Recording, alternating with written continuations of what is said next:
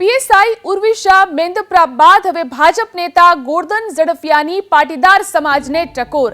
કડીમાં 72 ચુવાડ કડવા પાટીદાર સમાજના સમૂહ લગ્નમાં જાહેર મંચ પરથી તેઓ બોલ્યા, પીળું પાણી રાખતા હોય તો તે છોડી દેજો, દીકરી અને પત્નીને પૂછી જોજો કે પરિણામ શું આવે છે।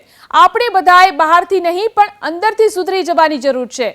થોડા સમય પહેલા સુરતમાં એક જાહેર કાર્યક્રમમાં પીએસઆઈ ઉર્વી શાહ મેંદપરાએ પાટીદાર સમાજના યુવાનો દારૂના નશાને રવાડે ચડ્યા હોવાની વાત કરતા ભારે ચર્ચાઓ જાગી હતી। ત્યારે હવે ગોરધન ઝડફિયાએ પણ પાટીદારોને આ ટકોર કરી છે।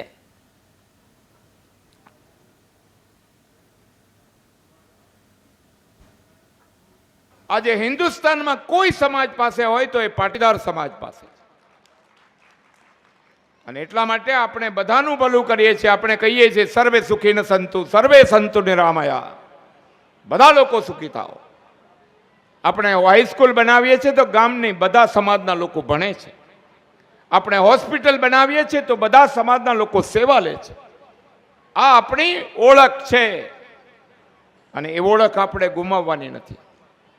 એ આપણી આઈડેન્ટિટી છે અને આઈડેન્ટિટી આપણને ઈશાવાસ્ય ઉપનિષદની બીજી પંક્તિમાંથી મળે છે, તેન ત્યક્તેન ભુંજિતાહ।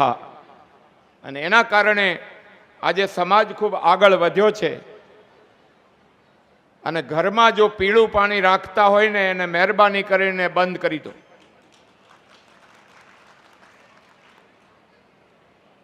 કદાચ તમને એવું લાગતું હશે તમે 21મી સદીમાં ગયા, પણ એ દીકરીને પૂછી જુઓ, એના પત્નીને પૂછી જુઓ, એની દીકરી નાનકડીને પૂછી જુઓ, આનાથી પરિણામ શું આવે છે। અને એટલા માટે આપણે બધાએ